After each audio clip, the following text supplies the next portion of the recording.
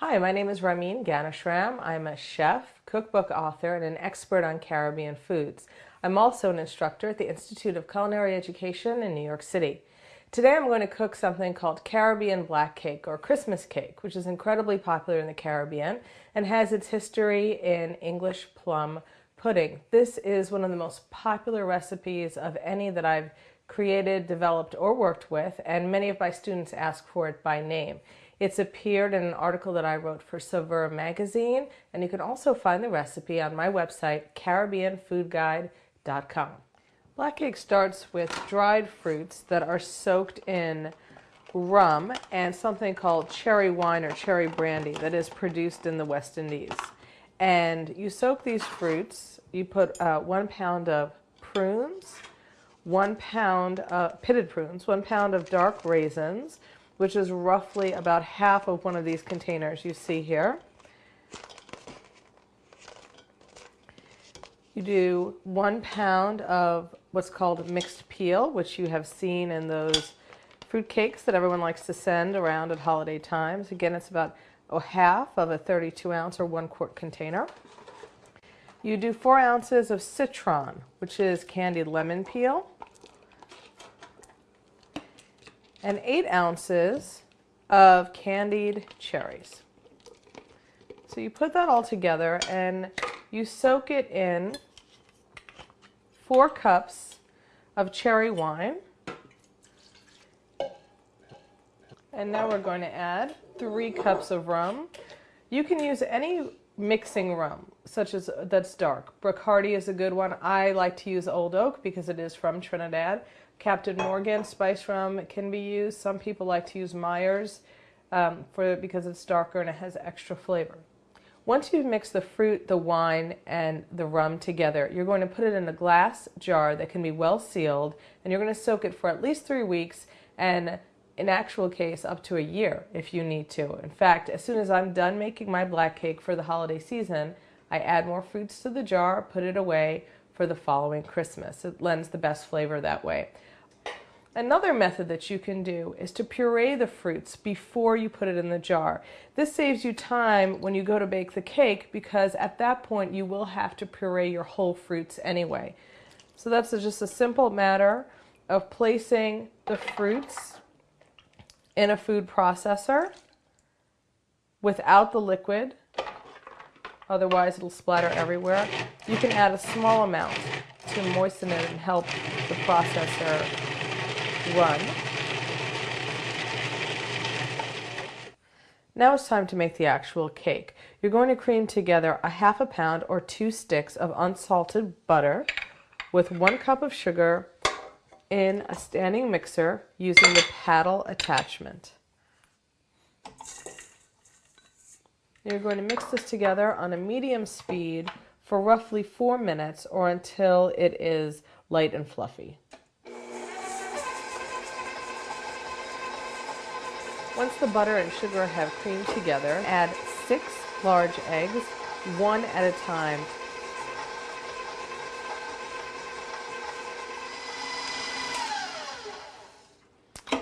Again, you're going to want to scrape down the bowl, make sure that all the ingredients are at the base. And this is the point where you're going to add the other liquid ingredients, including 1 teaspoon of pure vanilla extract and 1 teaspoon of mixed essence, which is a Caribbean flavoring you can get in any West Indian market. Add that at that point. Mix well. Now it's time to add the soaked fruits that you've already prepared to the cake. These are my fruits. They've been soaking for a year, but for a quick tip on getting your fruits ready overnight, go to my website, CaribbeanFoodGuide.com.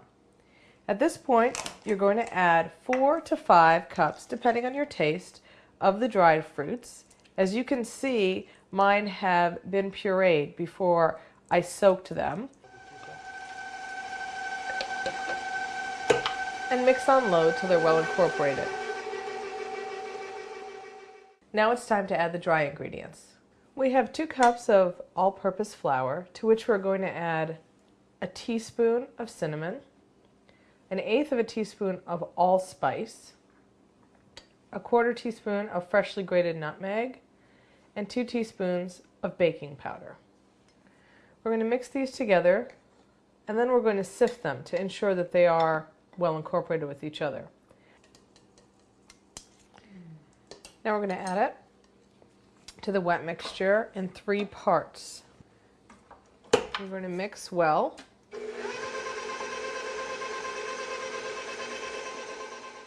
Now it's time to add what gives black cake its color, burnt sugar syrup, which is available at any West Indian or Caribbean grocery.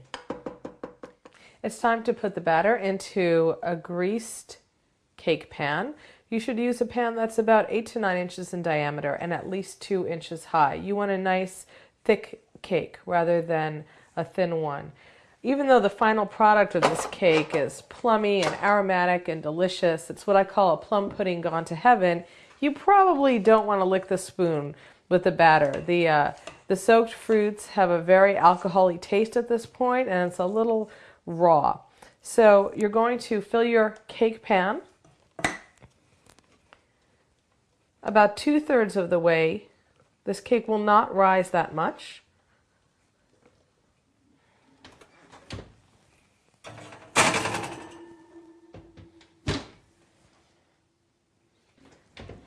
It's been 2 hours and it's time for our black cake to come out of the oven. As you see, it hasn't risen very much, but that's fine because it's a dense, moist cake. Place it on a rack over a tray or a cutting board to cool for 20 minutes in the pan, and then we'll turn it out to cool completely. It's time to wrap your black cake so that it can soak in a mixture of equal parts good quality rum, such as Old Oak from Trinidad, cherry wine, and sherry or Angostura bitters. I prefer Angostura bitters. You're going to brush this mixture over the cooled cake, and you're going to wait a little while for it to absorb. That's about 15 or 20 seconds. You can see it's absorbing pretty readily into the cake. And simply wrap it around the cake, pressing down.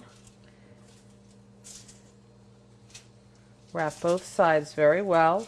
Tuck it under as if you're wrapping a package. I hope you've enjoyed this recipe. For more Christmas recipes from the Caribbean, go to my website, CaribbeanFoodGuide.com. Happy holidays!